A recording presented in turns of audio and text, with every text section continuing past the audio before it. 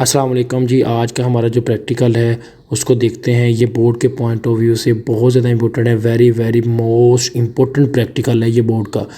अच्छा जी, इस प्रैक्टिकल को आपको करने के लिए सबसे ज़रूरी है, इससे प्रीवियस मैं वीडियो बना चुका हूँ जो प्रैक्टिकल पहले था, जिसमें हमारे पास जो स्टैंडर्डाइज द गिवन NaOH था, तो उसको पहले देखेंगे तो फिर आपको ये प्रैक्टिकल अच्छे से समझ आएगा। इसमें HCl की जगह पे वहाँ पे NaOH लिखा हुआ है और वो टाइट्रेशन का वो प्रैक्टिकल है जो इससे पहले मैंने रिकॉर्ड करवा दिया था। और अब इस प्रैक्टिकल को हम देखते हैं, लेकिन इसको समझने के लिए ज़्यादा ज़रूरी है आप पहले वो वाला प्रैक्टिकल अच्छे से देखें। तो standardize the given HCl solution by volumetrically, यानी टाइट्रेशन का वो प्रैक्टिकल, तो इस जैसा हमने आप पहले रिकॉर्ड किया था सेम टू सेम ये सारा प्रैक्टिकल है। इसमें जस्ट 2 वर्ड्स का डिफरेंट है, बाकी सारा प्रैक्टिकल सेम है। ऑपरेटर्स में ये वही है।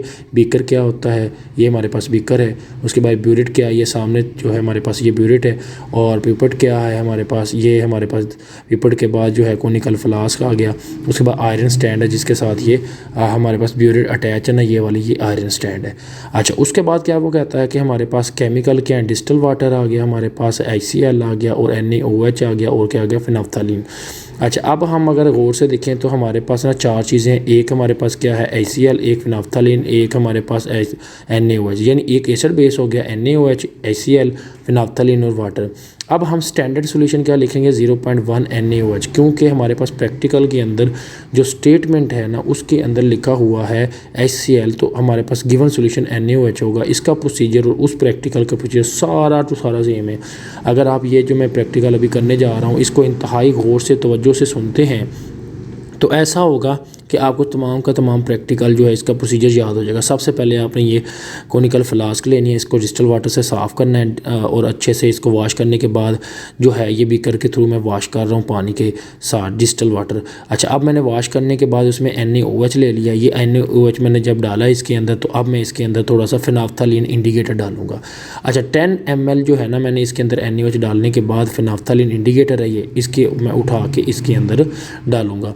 अच्छा, अब जो फिनाफ्थलीन इंडिकेटर के जैसे ही 2 या 3 ड्रॉप आप डाल दें डाइल्यूट, यानी उससे पिंक हो जाना चाहिए। आप अगर एक डालते हैं, 2, 4, 5, 6 जितने भी, उसका इस तरह का ये जो आपके सामने कलर आ रहा है तो ये हमारे पास पिंक कलर उसका हो जाना चाहिए। जैसे ही वो पिंक कलर हो जाएगा तो आप समझ लें कि आप लोगों का ये एक पहला हिस्सा एक्सपेरिमेंट का कंप्लीट हो गया।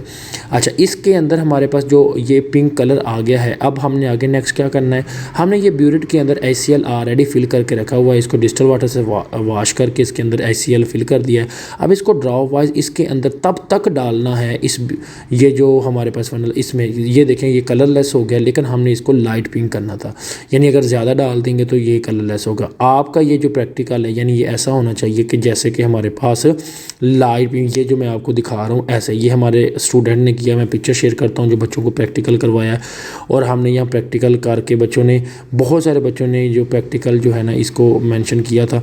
तो आप लाइट पिंक कलर देखेंगे तो हम कहते हैं फर्स्टली हम क्या कहते हैं, राइजन द पिपट जो है with distilled water and then is NaOH solution. सबसे पहले आपने तमाम ऑपरेटर्स को क्या करना है, डिस्टल वाटर से साफ़ करना है। और फिर आपने क्या करना है कि आपने उसमें कोनिकल जो फ्लास्क है ना उसको जो है ना डिस्टल वाटर से साफ़ करना है।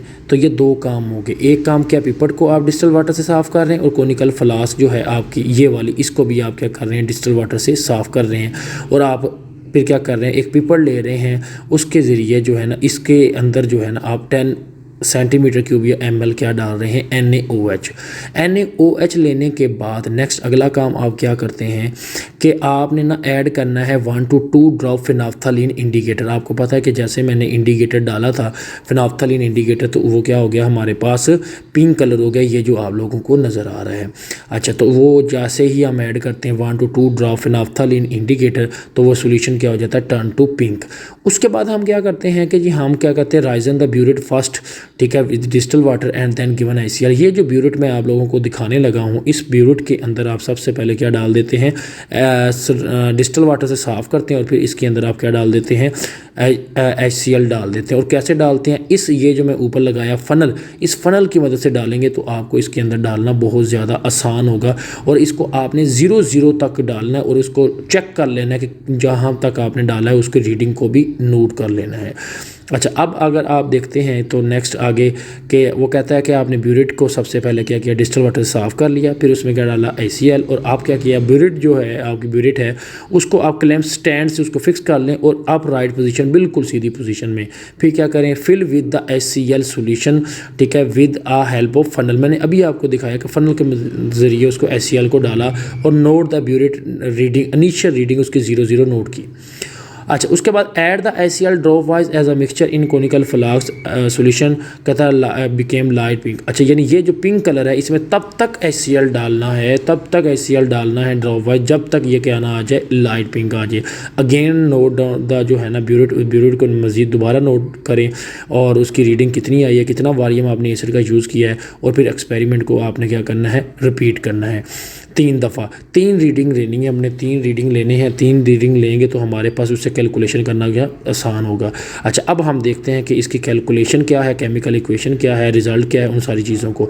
तो हमने सबसे पहले ये प्रैक्टिकल का नाम, फिर ऑपरेटर्स, फिर केमिकल, और उसके बाद प्रोसीजर आ गया, और अब इसके बाद आ गया है हमारे पास केमिकल इक्वेशन और उसकी अगला हिस्सा जो रिज़ल्ट एंड कंक्लूजन वगैरह क्या है। इक्वेशन के हवाले से अगर हम देखते हैं तो हमारे पास ये है जी HCl + NaOH।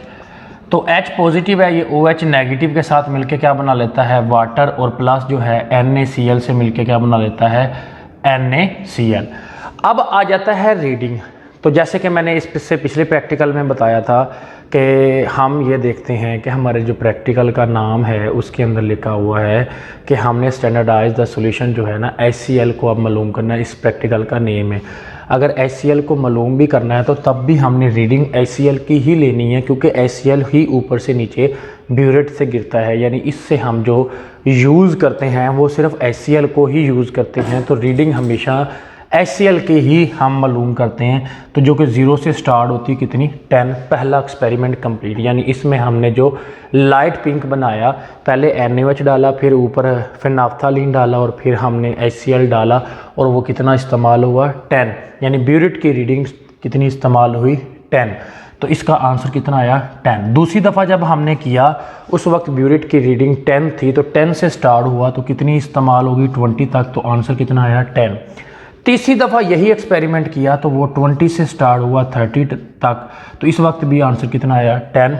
तो हम कहते हैं 10 + 10 डिवाइडेड बाई 3, तो आंसर आया 10। तो HCl का जो वॉल्यूम इस्तेमाल हुआ वो कितना हुआ, 10। आप यहाँ पे कर सकते हैं 8 से 16, और आगे नेक्स्ट 16 से आप 24 भी कर सकते हैं।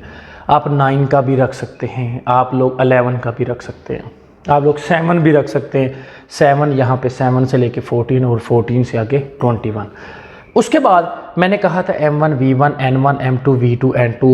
M1 मोलैरिटी एसिड की, वॉल्यूम एसिड का, नंबर ऑफ मोल एसिड के, मोलैरिटी बेस की, वॉल्यूम बेस का, नंबर ऑफ मोल बेस के।